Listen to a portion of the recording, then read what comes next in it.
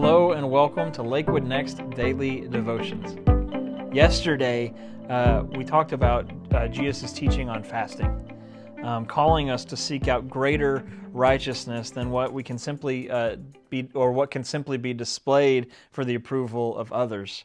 And now, in the next passages that follow this in Matthew chapter 6, Jesus is going to give some specific examples of this greater righteousness by showing it in contrast to some of the common pursuits of the day.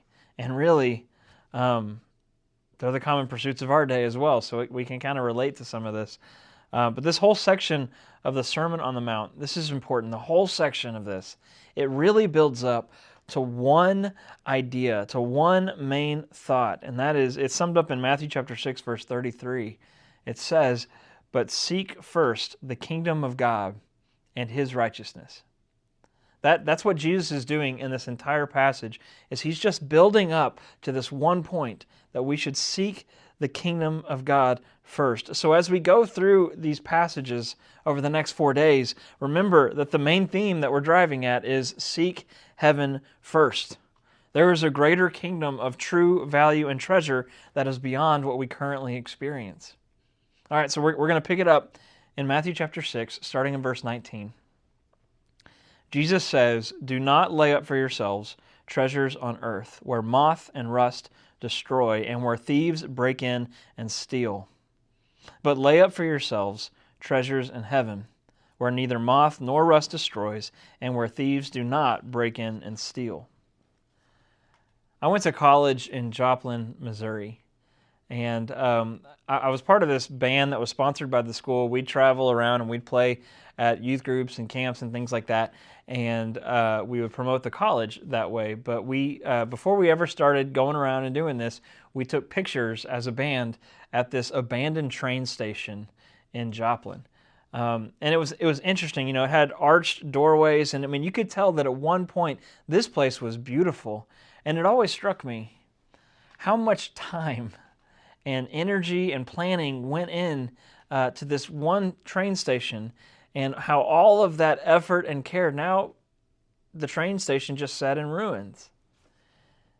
I mean, not only that, but think about, like, if you were to go to Rome today and stand in the Colosseum or go to all these different sites, you would see places that were originally at one point focal points of the city, and now for historical value, they're still focal points, but for the most part, they've lost their luster. They have fallen into ruin.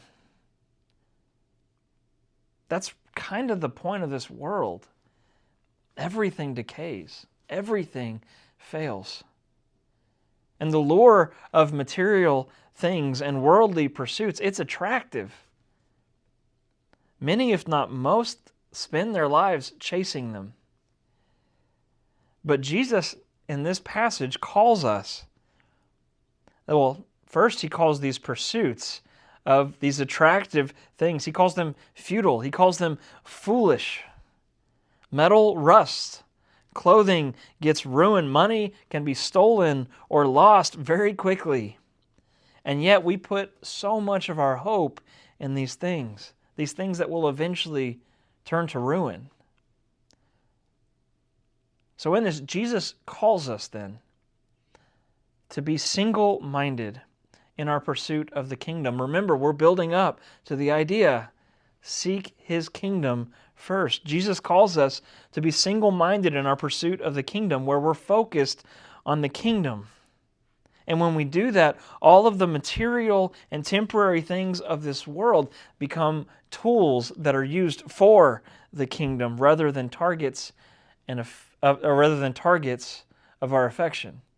They no longer become the goals of our lives. Instead, they're just tools that we use to arrive at the ultimate goal. See, the difficulty comes in understanding that this world isn't your home. You've been crafted and created for more, and you are simply a visitor here. That's it. Our time in this world is so temporary. And the greater righteousness then is found in living as a citizen of the kingdom of heaven, while you temporarily reside in the kingdoms of this world. Essentially, we're striving and should strive to pursue the values of the kingdom while you live as a foreigner in this world, waiting for the next true kingdom to come. It's understanding and leaning into the hope that will not be disappointed, that in this world we get to experience all these things, but we're becoming something because we're a part of something that is bigger and greater and beyond this. We're a part of a kingdom that comes next. So be blessed today. Look at your life a little differently. Look at your pursuits and your affections a little differently and see what God does next.